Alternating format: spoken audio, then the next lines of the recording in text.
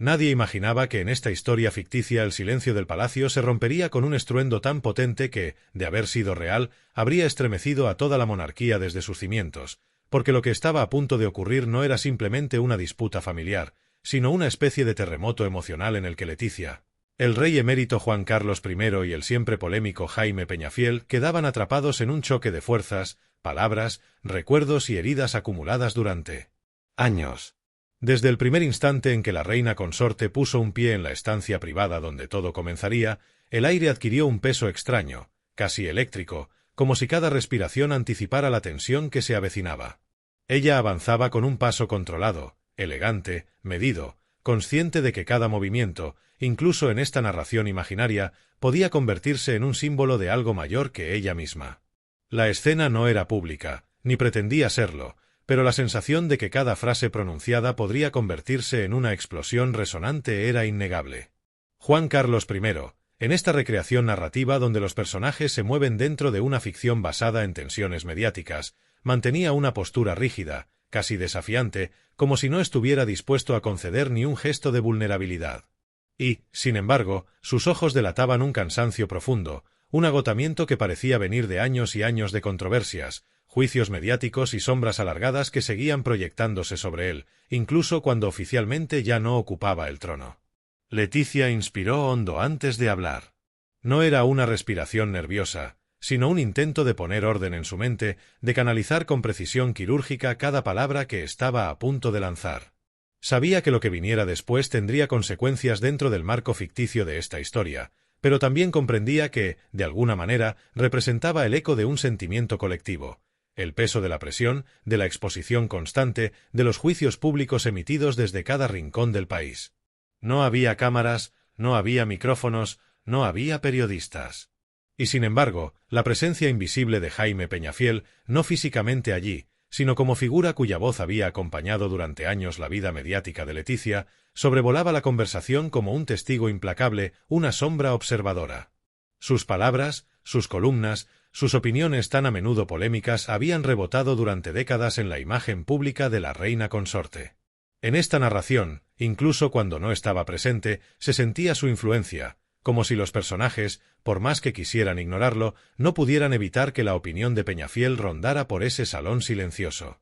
En cuanto Leticia abrió la boca para pronunciar la primera frase, la tensión se volvió tan sólida que parecía posible tocarla. Dijo algo firme, pero no agresivo, algo que mostraba el cansancio y la determinación acumulados. Esto no puede continuar de esta manera. Juan Carlos, con su gesto endurecido, levantó ligeramente las cejas, como si quisiera dejar claro que no estaba dispuesto a permitir que el tono de la conversación se inclinara hacia donde ella pretendía. Lo que siguió fue un intercambio de palabras intensas, calmadas en apariencia pero cargadas de una fuerza subterránea que se expandía como un río bajo tierra. Leticia habló de presiones, de miradas, de críticas que atravesaban la piel como dardos, de comentarios que a veces llegaban desde el mismo entorno más cercano. Aunque esta historia es una ficción, cada frase resonaba con un eco de problemas reales que cualquier figura pública podría reconocer. Ella narró cómo la percepción pública, como una bestia indomable, podía moldear la vida privada de maneras insospechadas. Juan Carlos respondió con un tono grave, buscando proteger un legado que sentía amenazado. Él, que había conocido el poder, la gloria, los aplausos y también la caída pública, mostraba en esta narración una mezcla de orgullo herido y nostalgia. Para él, Leticia no representaba solo una persona, sino el símbolo de un cambio generacional que muchas veces lo había descolocado. Por eso sus palabras eran una mezcla de defensa y ataque, como si no supiera del todo cuál de las dos actitudes lo llevaría a un destino mejor dentro del relato. La conversación continuó durante largos minutos que parecieron horas, cada frase midiendo cuidadosamente la siguiente. Y mientras Leticia relataba en esta ficción cómo había tenido que soportar la presión mediática, la crítica constante sobre su vida personal, su estilo, su comportamiento y especialmente las palabras de quienes habían dedicado libros enteros a hablar de ella, el nombre de Jaime Peñafiel flotó por fin en el aire. No hacía falta pronunciarlo para que ambos supieran que era él, precisamente él, quien había generado algunas de las mayores tempestades. Cuando finalmente mencionaron su nombre, no lo hicieron con odio, sino con una extraña mezcla de resignación y entendimiento. Peñafiel, en esta narración inventada, aparecía como una figura que, a pesar de no estar allí, tenía la capacidad de determinar el curso emocional de la conversación. Leticia explicó cómo sus palabras, repetidas durante años, habían calado en la opinión pública como gotas constantes horadando piedra. Juan Carlos, por su parte, reconoció algo que jamás admitiría fácilmente en público, que incluso él se había sorprendido por el peso que un solo periodista podía tener sobre la percepción de la institución y de su propia familia. La discusión subió de intensidad, no en volumen, sino en profundidad emocional. Leticia expresó que, dentro de esta historia, se sentía expulsada simbólicamente de ciertos círculos, como si su presencia incomodara, como si quienes habían crecido bajo una estructura rígida no pudieran aceptar por completo a alguien que venía de fuera. Juan Carlos, golpeado por el sentido de la palabra expulsión, respondió con un tono que mezclaba autoridad y vulnerabilidad. Él tenía su propia versión de sentirse apartado, de haber sido desplazado por los acontecimientos de los últimos años. Cada frase ampliaba la brecha entre ellos, pero también sacaba a la luz un dolor compartido que ninguno había reconocido abiertamente, el peso insoportable de vivir bajo una lupa. Un peso que, de una forma u otra, los unía aunque estuvieran en lados simbólicos opuestos. Leticia habló de ruptura, no como un acto físico, sino como una fractura emocional que crecía cada vez que se ignoraban las tensiones. Juan Carlos respondió recordando que también él conocía el sabor amargo de los desencuentros, de los distanciamientos, de las decisiones difíciles tomadas a lo largo de su vida. Mientras conversaban, la figura de Jaime Peñafiel adquirió un papel distinto. En esta ficción se convirtió en una especie de narrador externo, alguien cuya confesión posterior, imaginada en este relato, revelaría que muchas de sus críticas no eran fruto del odio, sino de una visión personal, quizá anticuada, quizá demasiado rígida, pero profundamente humana. En la narración, Peñafiel admitía sentirse enfrentado a la modernización, a los cambios, a lo que él percibía como una transformación abrupta de una institución con siglos de tradición. Esa confesión, aunque no estaba presente en la sala, flotaba como un eco en las mentes de los protagonistas. La conversación entre Leticia y Juan Carlos avanzó hacia territorios más delicados, donde los reproches se mezclaban con confidencias inesperadas. Ella habló de su vida antes de entrar en la institución, de su independencia, de su carrera profesional y del modo en que tuvo que adaptarse a una realidad completamente distinta. Él habló de su juventud, de su propio proceso de adaptación, de las batallas silenciosas que había tenido que librar para mantener el equilibrio entre tradición y modernidad. A medida que pasaban los minutos, algo comenzó a cambiar.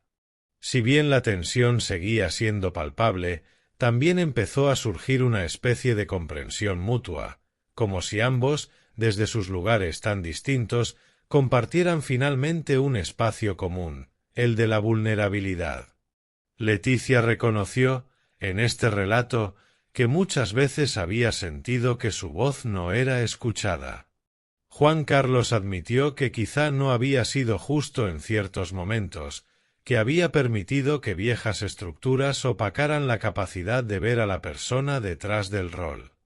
El diálogo se transformó lentamente en un intercambio más humano.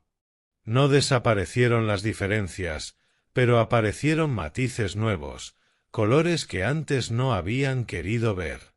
Leticia, con firmeza pero también con empatía, explicó cómo sentía que ciertos ataques públicos habían sido innecesarios, injustos y, sobre todo, dañinos para su familia. Allí, Juan Carlos empezó a percatarse de que muchos de esos ataques se habían dirigido no solo a ella, sino al conjunto de la institución.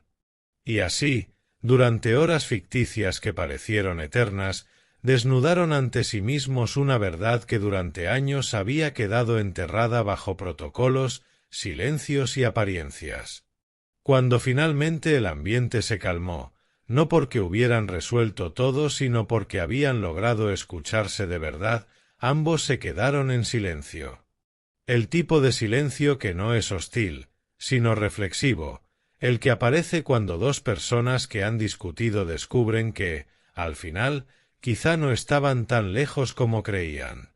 En ese momento, la presencia invisible de Jaime Peñafiel adquirió un nuevo significado. Ya no era un juez implacable, sino una figura cuya visión empezaba a perder parte del peso que había tenido durante tanto tiempo. Sus confesiones, en esta ficción, revelaban que incluso él había empezado a cuestionar sus propios juicios, que tras años de escribir, criticar y analizar, había caído en cuenta de que la vida real, incluso cuando se narra, es mucho más compleja que lo que aparece en una columna. La ruptura simbólica entre Leticia y Juan Carlos encontró un punto de tregua. No una reconciliación absoluta ni un final perfecto, sino un espacio intermedio donde el respeto comenzó a reconstruirse desde pequeños gestos. Ambos comprendieron que, dentro de esta narración, la fuerza de su confrontación no radicaba en herirse, sino en atreverse a hablar después de tanto tiempo. La historia siguió avanzando, mostrando cómo los personajes, sin abandonar sus diferencias, empezaban a caminar hacia un entendimiento. Y mientras ellos encontraban una nueva forma de coexistir, Jaime Peñafiel, en su propio espacio narrativo, reflexionaba sobre los años que había dedicado a escribir sobre la familia real. Sus confesiones imaginarias describían una mezcla de orgullo por su trayectoria y un leve arrepentimiento por no haber apreciado ciertos matices humanos. Lo que empezó como una expulsión simbólica terminó transformándose en un proceso interior de reflexión. Lo que parecía una ruptura definitiva se convirtió en el primer paso hacia algo distinto, no necesariamente mejor o peor, pero más honesto.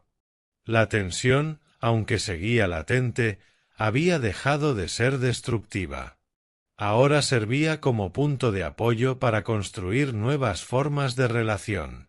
El peso de las palabras, los silencios, las miradas y las confesiones dibujó una historia llena de emoción y complejidad, una historia ficticia que, lejos de las acusaciones reales, exploraba la dimensión humana detrás de figuras públicas.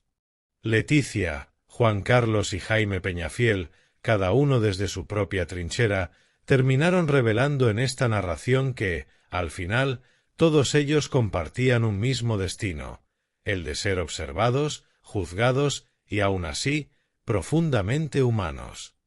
A medida que la noche avanzaba en aquel escenario ficticio donde todo era posible y, a la vez, profundamente simbólico, el ambiente se volvió más denso, pero ya no por la tensión inicial, sino por la intensidad emocional que había emergido después de tanta franqueza. Era como si, durante años, cada uno hubiera acumulado palabras no dichas, pensamientos ocultos, interpretaciones privadas que jamás se habían atrevido a exponer. Y ahora, de pronto, se encontraban frente a frente, sin escudos, sin barreras, sin el muro del protocolo al que tanto se habían acostumbrado. Leticia dio un paso hacia la ventana, buscando un respiro, un punto desde donde mirar la situación con más claridad. El reflejo del vidrio devolvía su imagen, pero también las sombras de un pasado que había tenido que enfrentar más de una vez desde que aceptó formar parte de la institución. Era curioso cómo, incluso en esta narración ficticia, su figura parecía dividida entre dos mundos, el de su vida anterior, llena de independencia y decisiones personales, y el de su presente, sujeto a expectativas, tradiciones y juicios que a veces parecían injustos. Juan Carlos la observó desde su asiento, percibiendo una fragilidad que rara vez había notado en ella. No era debilidad, sino vulnerabilidad, una diferencia sutil pero profunda.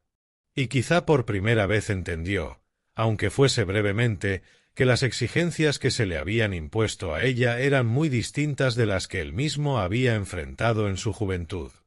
Él había nacido dentro del sistema, ella había tenido que adaptarse a él desde cero. La figura mental de Jaime Peñafiel seguía flotando en el ambiente, como si fuese un invitado invisible cuya presencia era imposible ignorar. Durante décadas, sus palabras habían influido en la percepción pública de la familia real, y especialmente en la imagen de Leticia.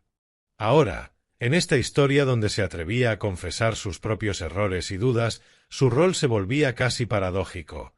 Había sido crítico, duro, polémico, incluso mordaz, pero también, en cierto modo, un testigo involuntario de la evolución de una institución que siempre parecía estar obligada a reinventarse. Mientras Leticia reflexionaba ante la ventana, Juan Carlos finalmente rompió el silencio. Su voz sonó más baja que antes, como si de repente el peso de los años y de las controversias hubiera caído sobre él.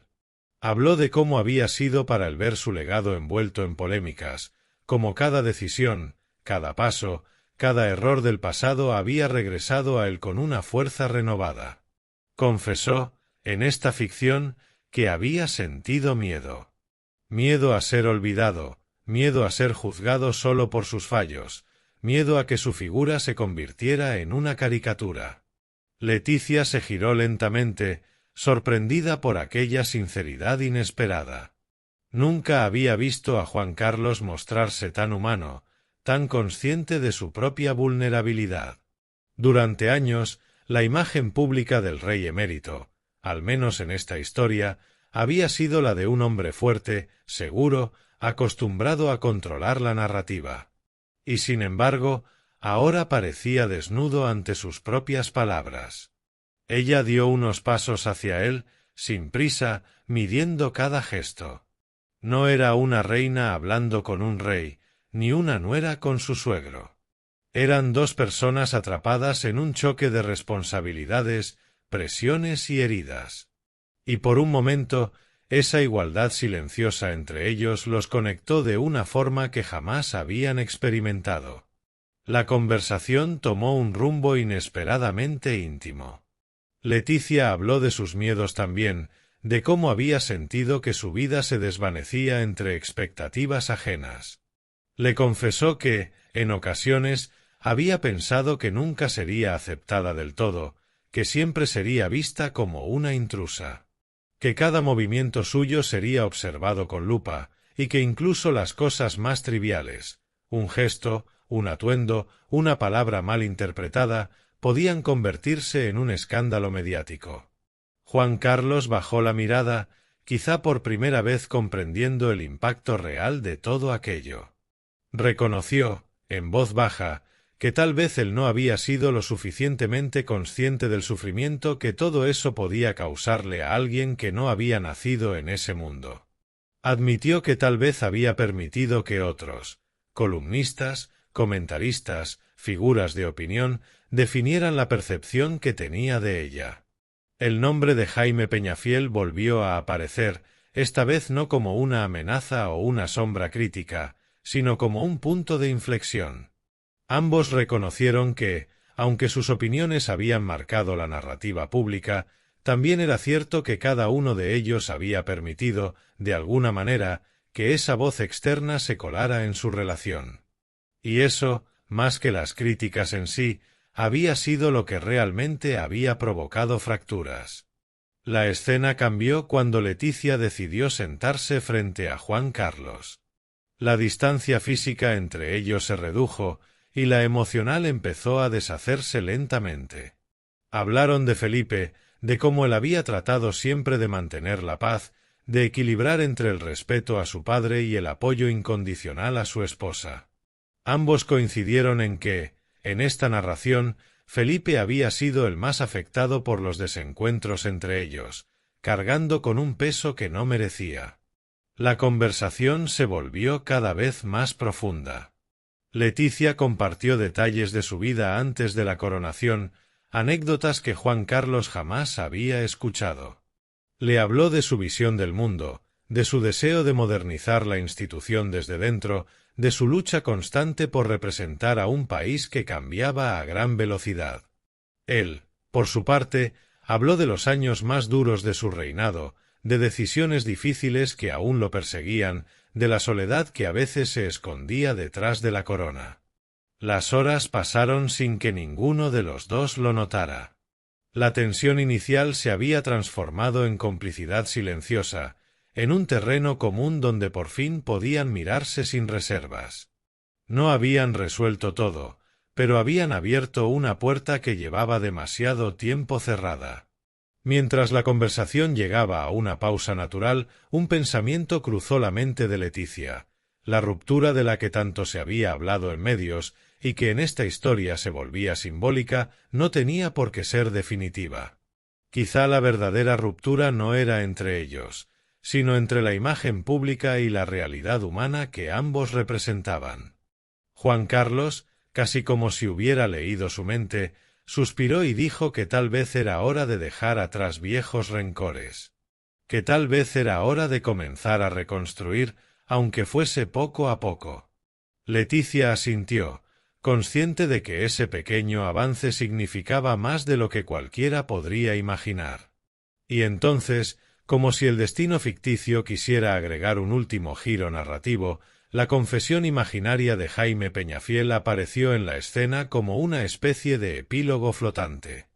En una entrevista que nunca ocurrió realmente pero que aquí cobraba vida, él admitía que su relación con Leticia había estado marcada por prejuicios, por percepciones erróneas, por un apego profundo a un modelo de institución que ya no existía.